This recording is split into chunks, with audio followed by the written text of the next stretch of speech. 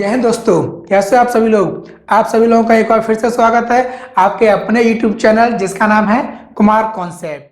हाय दोस्तों, question number 28 आपको दिए जा रहे हैं two statement S1 and S2 और आपसे पूछा जा रहा है कि जो क्वेश्चन दिया जा रहा है उस क्वेश्चन के लिए क्या S1 स्टेटमेंट सफिशिएंट है या नहीं, या फिर स्टेटमेंट सेकंड सफिशिएंट है, अदरवाइज दोनों ही कंपलसरी हैं।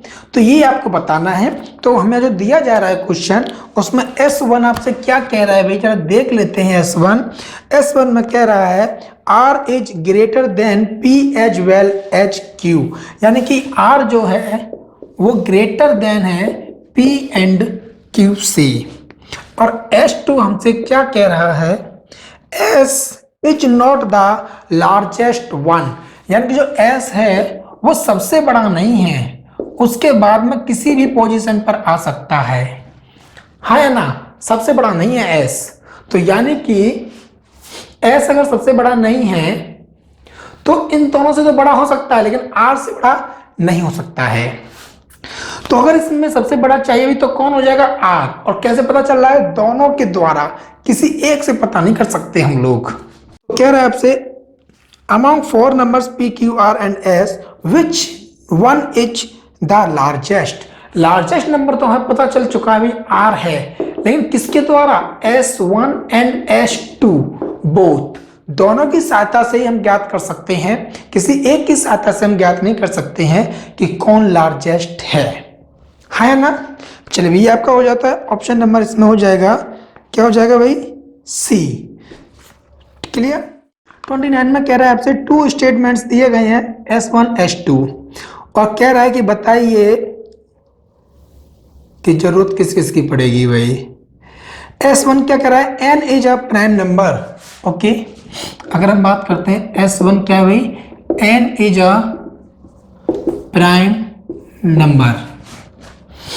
S2 में क्या भाई, n leaves a remainder of 1 when divided by 4। अब वो आपसे कह रहा है कि S2 में कि n प्राइम नंबर भी है और एक ऐसा नंबर है n जो कि डिवाइडेड बाई 4 से डिवाइड करें तो कितना रिमाइंडर आना चाहिए भाई, 1 रिमाइंडर आना ही चाहिए उस नंबर में। अगर हम n से कर रहे हैं भाई, जो भी हमारे पास प्राइम नंबर है, तो जो हमारे पास रिमाइंडर आ रहा है वो कितना आ रहा है भाई, 1। ये उसने बोला है, ठीक है जी। अब कह रहा है क्वेश्चन देखते हैं। If n is a unique natural number between 10 and 20 then what is n। तो बताइए भाई, 10 और 20 के बीच में तो वो नंबर कौन कौन से हो जाएंगे भाई, 11 एंड 13 एंड 17 एंड 19।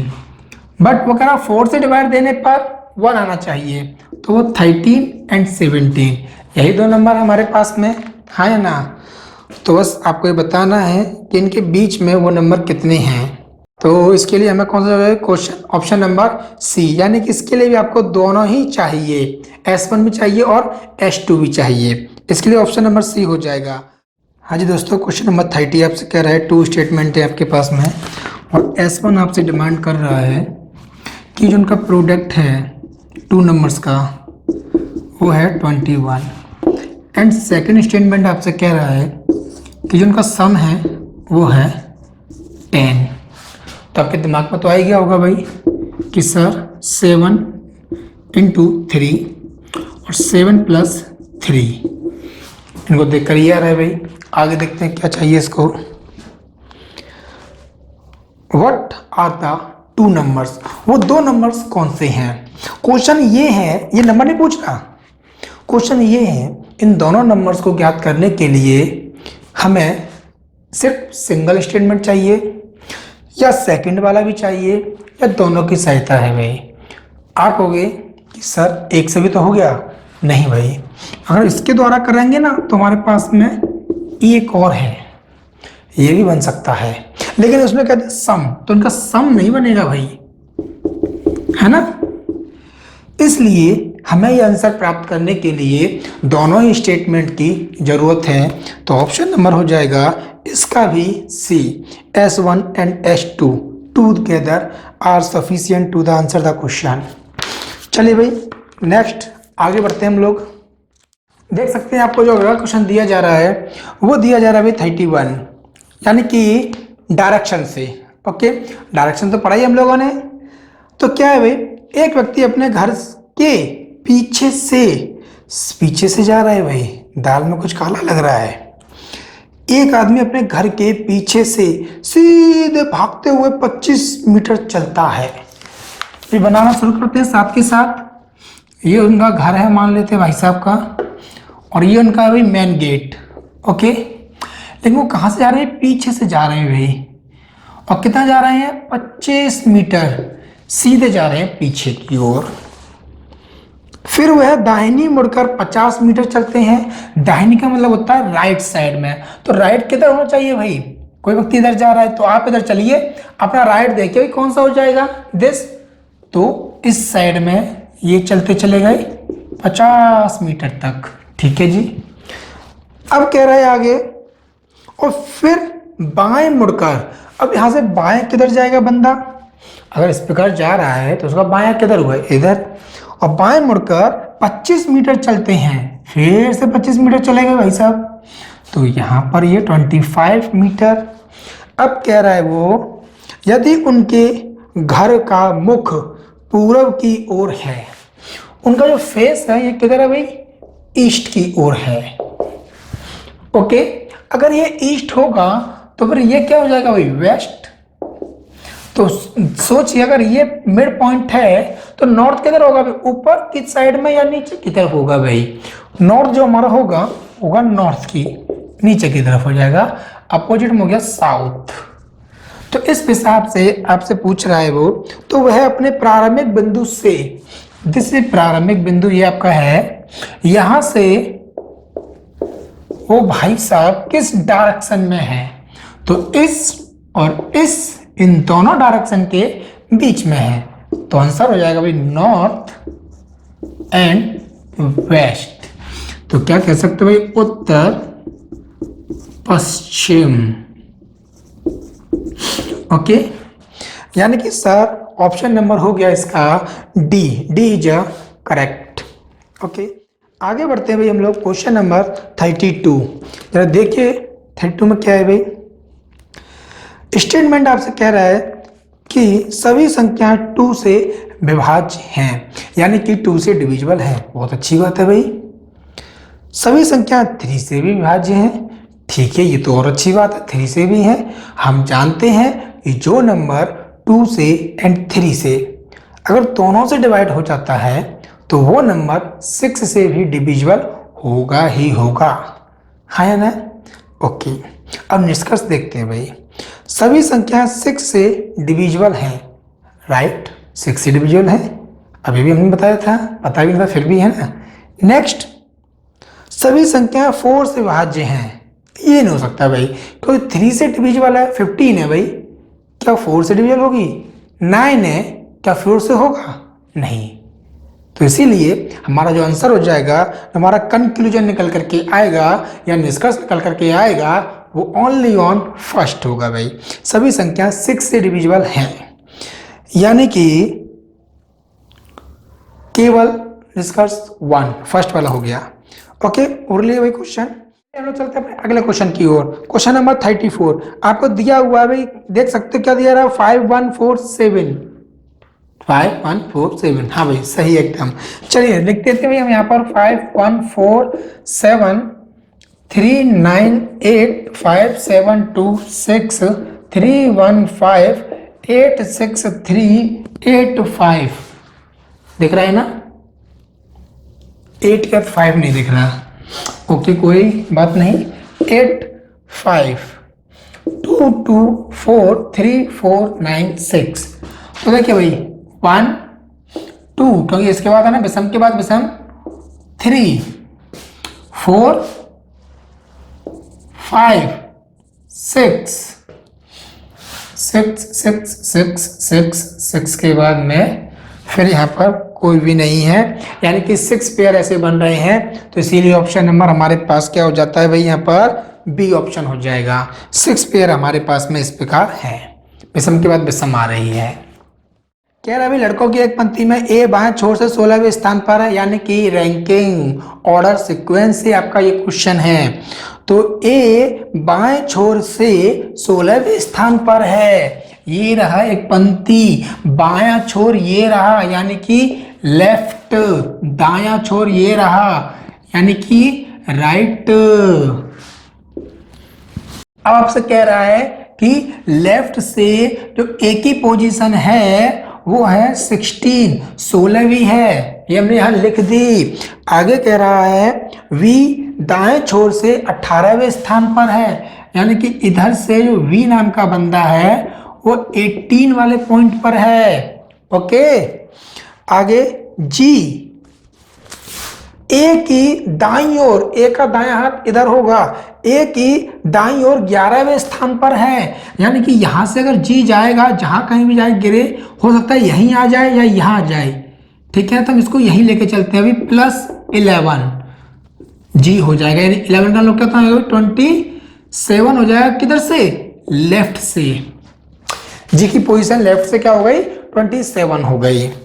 और वी से तीसरे स्थान पर है दाहिनी छोर की ओर। अब वी से तीसरे स्थान पर है दाहिनी छोर, मतलब ये होता है, तो वी से वी इस साइड में है, यानी कि इस जगह पर है कौन? जी। और तीसरे स्थान पर, यानी कि अगर हम पीछे की तरफ जाएंगे तो 15वां स्थान हो जाएगा राइट से। और लेफ्ट से कौन सा मिलेगा भाई जी को? 27। दिख रहा है कि नहीं? हाँ जी, दिख तो रहा है। तो आप देख सकते हो, यदि किसी व्यक्ति की पोजीशन आपको लेफ्ट और राइट से मिल जाती है, यानी कि 42, लेकिन उस व्यक्ति को उसमें 2 बार काउंट किया गया है, इसलिए आंसर क्या हो जाता है भाई, यहाँ पर 1 माइनस करने के बाद में 41। सही में आया या नहीं? उम्मीद में आ गया होगा। तो आसान क्वेश्चन था, हाँ या ना? क्वेश्चन नंबर हम लोग बढ़ते हैं 36 की ओर। कह रहा है वो आपसे इसमें स्टेटमेंट नंबर 1, सी डी से छोटा है पर ए और बी से बड़ा है। स्टेटमेंट नंबर 1, जो सी है वो डी से तो छोटा है, ठीक है, डी से छोटा है, पर ए एंड बी से बड़ा है। तो ये हो गया। और S2 कह रहा है डी सबसे बड़ा है। तो अब देखते हुए इसमें S1 ने आपसे क्या कहा है कि डी, सी और ए बी। तो हमें S1 से क्लियर हो रहा है कि कौन है सबसे बड़ा भाई? डी है, यानी कि हमें सेकंड की तो जरूरत ही नहीं है। सेकंड में आपसे कहा गया है कि डी सबसे बड़ा है, वो तो हमें S1 ने ही बता दिया है, हाँ या ना? और आपसे क्या पूछ रहा है? और S3 ने क्या बता दिया कि इन दोनों में कौन है बड़ा? यही तो छूट गया था। यानी कि S1 और S3 के अकॉर्डिंग हम सभी पता कर सकते हैं कौन छोटा है कौन बड़ा है। सबसे छोटा ही पता करना होगा ना, तो हमें सबसे छोटा किससे पता चलेगा भाई? S1 और S3 के अकॉर्डिंग। यानी कि इसने पूछा क्या है, A, B, C और D में सबसे छोटा कौन है? तो सबसे छोटा हमारे पास कौन हो जाएगा भाई? B। और ये कैसे पता चल रहा है सबसे बड़ा कौन है? D। उसके बाद C, S1 और S3, यानी कि ऑप्शन नंबर हो जाएगा D। D पर्याप्त है। ओके, चलिए क्वेश्चन भी आपका हो गया। अब बढ़ते हैं हम लोग नेक्स्ट क्वेश्चन की ओर। क्वेश्चन नंबर 37 कह रहा है 1 और 100 के मध्य में कितनी ऐसी पूर्ण संख्याएं हैं जिनमें 4 का अंक आता है? तो भाई कितनी संख्याएं हैं? हम लोगों ने नंबर सिस्टम में अच्छे से पढ़ा है ना कि 1 से लेकर 100 तक के बीच में 4 का अंक कितनी बार आता है? तो उसका आंसर था 20। लेकिन क्वेश्चन है कितनी संख्याएं होती हैं जिनमें 4 का अंक आता है? तो आंसर क्या था भाई? आप कहोगे सर ऐसे हमारे पास में 19 नंबर्स होते हैं, ओके, जिन्हें 4 की डिजिट आती है। लेकिन वो कह रहा है वो तो ठीक है, लेकिन हमें वो डिजिट नहीं चाहिए जो 4 से डिविजिबल हो जाएं, 4 से विभाज्य नहीं होने चाहिए। तो भाई कौन कौन से हो सकते हैं 4 से विभाज्य? पहले हम लोग देखते हैं जिनमें 4 का अंक इकाई के स्थान पर आता है, जैसे कि 4 हो गया, फिर 24, फिर 44, फिर 64, फिर 84, है ना। तो यानी कि जरा देख लेते हैं 4, 24, 44, 64, 84, है ना। अब आ जाते हैं हम लोग दहाई के अंक पर, यानी कि सर 40, 44 एंड 48। ये वो नंबर से आपके पास में 4 से डिविजल है, तो कह रहा है ये हमें नहीं चाहिए भाई। तो कितने नंबर हो गए भाई हमारे पास में टोटल 8। जरा 8 माइनस कर देना, कितना हो गया 11।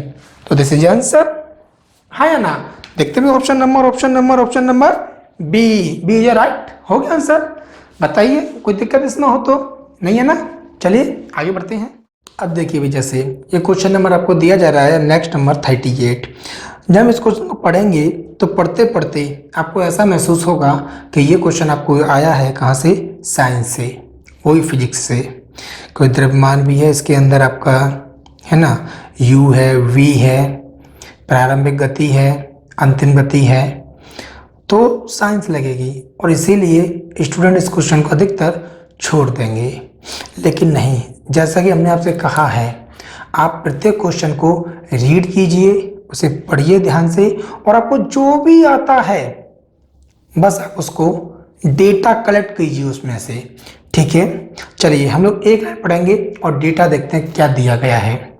माना कि दो धातुओं के घनों P और Q के क्रमशः X और Y आयतन है, यानी कि P एंड Q ये हमारे पास में कोई दो क्यूब हैं जिनका वॉल्यूम आपको गिवन है, कितना है भाई X एंड Y, ये आपको वॉल्यूम दे दिया गया।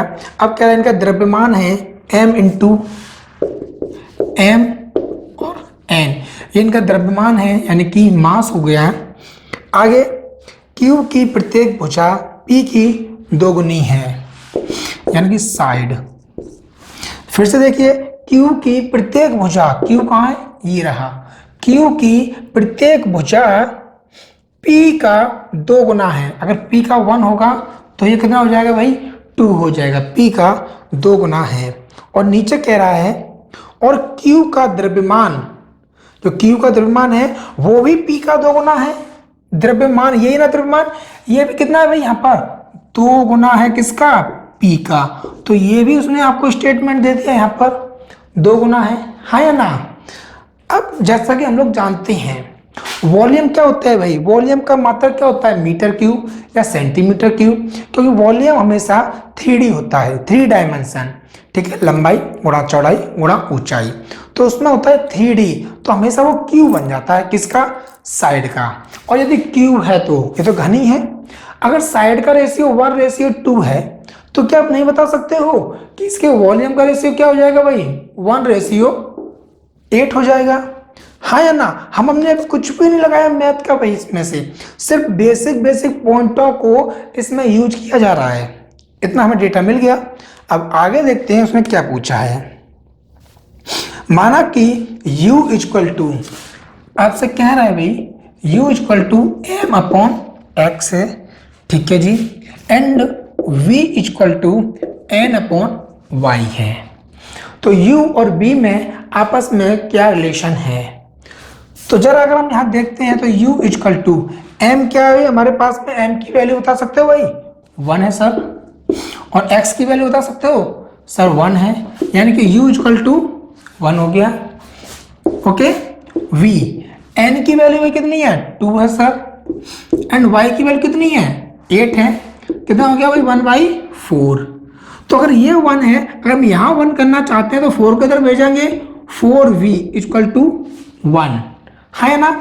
अब देखो भाई 1 के इक्वल ये भी है, 1 के इक्वल ये भी है, इस रिलेशन से U इक्वल टू 4V आपका प्रूफ हो जाता है। बताइए क्या था इस क्वेश्चन में, छोटे छोटे से कॉन्सेप्ट थे आपके, है ना। तो यूपीएससी को अगर हराना है तो आपको उस मैदान में कूदना ही पड़ेगा, सवाल आए या ना आए, कोशिश करोगे आप तो आपका सवाल ऑटोमेटिक बनता चला जाएगा। क्लियर। चलिए हम लोग पढ़ते हैं अपना क्वेश्चन नंबर नेक्स्ट, अगला क्वेश्चन। तो चलिए दोस्तों भाई क्वेश्चन नंबर 39 देखिए, क्वेश्चन आपके सामने दिया जा रहा है। एक शिक्षक और 3 छात्रों की औसत आयु आपको दिया जा रहा है 20 है। तो औसत आयु को आपको पता है, औसत आयु का मतलब होता है कि जितने भी लोग हैं सबके हिस्से में बराबर बराबर। तो यहाँ कितने लोग हैं भाई, अगर हम यहाँ से आपसे पूछ रहे हैं टीचर हैं प्लस 3 स्टूडेंट हैं, तो इनकी आयु का सम कितना हो जाएगा भाई। एवरेज आपसे दिया जा रहा है 20 है ना। अगर एवरेज आपको 20 दिया जा रहा है, कितने लोग हैं ये 4 हैं, तो इंटू 4 यानी कि इनका सम कितना आ जाएगा 80। अब आगे आपसे क्या कह रहा है वो, यदि तीनों छात्र समान आयु के हैं, तीनों की छात्रों की आयु है वो इक्वल है भाई, है ना। टीचर और छात्र की आयु का जो अंतर है वो 20 है, डिफरेंस तो t माइनस के s इक्वल टू 20। तो नहीं दिख रहा भाई इक्वेशन 1 और इक्वेशन सेकंड। तो यहाँ पर क्या कर सकते हैं, 3 से हमने मल्टीप्लाई कर दिया, हाँ या ना। तो ये दोनों तो कैंसिल हो गए और ये टोटल 40 हो गया और 60 एंड 80 तो 140। तो t इक्वल टू कितना हो जाएगा भाई 70 एंड 35। t की वैल्यू क्या आ गई 35। पूछा क्या उसने आपसे, तो शिक्षक की आयु कितनी होगी भाई, शिक्षक की आयु आपसे पूछी भाई t फॉर टीचर। आंसर आ गया, ऑप्शन नंबर ही बताना है, ऑप्शन नंबर सी हो जाएगा 35। गॉट इट, आसान क्वेश्चन है भाई ये तो। अगला क्वेश्चन हमारे पास में 40 कह रहा है आपसे, एक व्यक्ति ने एक कार खरीदी, अच्छी बात है खरीदी तो, और 3 लाख में बेच दी, ठीक है जी। यदि उसे 20% की हानि उठानी पड़ी। अब हमेशा प्रॉफिट एंड लॉस में आप 2 चीजें देखोगे, एक चीज तो आपके पास होगी किसमें परसेंटेज में, और वही चीज रुपए में भी होगी। तो आपको बस ये पता करना है, जैसे कि यदि किसी की सेलिंग प्राइस है तो सेलिंग प्राइस रुपए में भी आपको पता चल जाए और परसेंटेज में भी। सीपी है वो आपका रुपीज में भी होगा और परसेंटेज में भी होगा, ठीक है। तो हर एक चीज, हर एक नंबर 2 प्रकार से होगा, एक परसेंटेज में और एक रुपए में। आपको मतलब किसी एक को पता करना है कि रुपए के बराबर परसेंटेज, और रुपए तो हमें सब एक ही दी है 3 लाख, वो क्या है एसपी। लेकिन ध्यान दीजिए लॉस कितना हुआ है उसे 20% का लॉस हुआ है, तो उसने कितने परसेंट में बेची होगी, हर चीज 100% की होती है भाई सीपी। 20 का लॉस हो गया यानी कितने परसेंट सेल की होगी 80% पर सेल की होगी। तो और रुपए में कितनी सेल कर रहा है 3 लाख, तो 80% इक्वल 3 लाख, हाँ या ना। तो बस यही तो आपको यहां लिखना है, कहीं पर भी लिख दीजिए भाई कि 80% इक्वल टू 3 लाख, 3 लाख, हाँ या ना। पूछ रहा है कि उसका सीपी क्या हो जाएगा, यानी कि सीपी इक्वल कितना होता है 100% होता है। Got it. आपने बच्चों में पढ़ा है कि 80 मेजा इतने की आती हैं तो 100 मेजा कितने की आएंगी, तो एक मेज की कीमत 3 लाख बट्टे 8 और 100 मेज की कीमत 8 नहीं सॉरी 80, 3 लाख बट्टे 80 गुणा 100, हाँ या ना। बिल्कुल बेसिक से कराएंगे हम आपको। यहां से 4 एंड 5, 4 से आपने किसको करोगे 300 करते हैं, है ना। 4 से तो 150 और उसका भी हाफ 75 एंड 000 इंटू 5, तो 000 और 555 कैरी 237, 3,75,000 रुपए की बंदे ने कार खरीदी थी और 3 लाख में बेच दी। आसान है, हाँ जी। तो आपका ये 50% पेपर समाप्त हो गया, यानी कि कितने हो गए भाई 40, ठीक है। जय हिंद।